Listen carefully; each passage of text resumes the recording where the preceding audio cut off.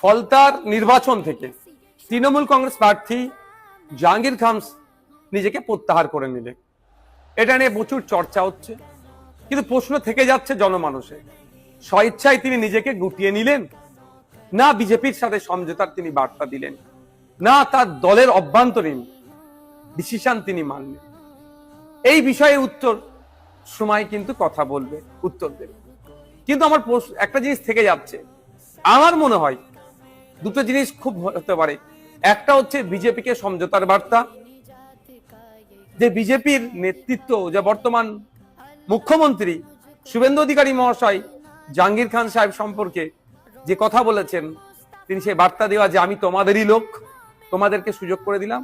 অথবা এটা হতে পারে তৃণমূল বিজেপিকে নতুন করে সুযোগ করে দিচ্ছে।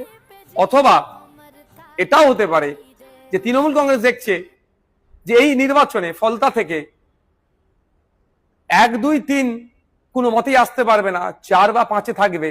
সেই জন্যই নতুন করে আমার মুখ থুবড়ে পড়লে পার্টি ঘুরে দাঁড়াবার আর কোনো জায়গায় থাকবে না।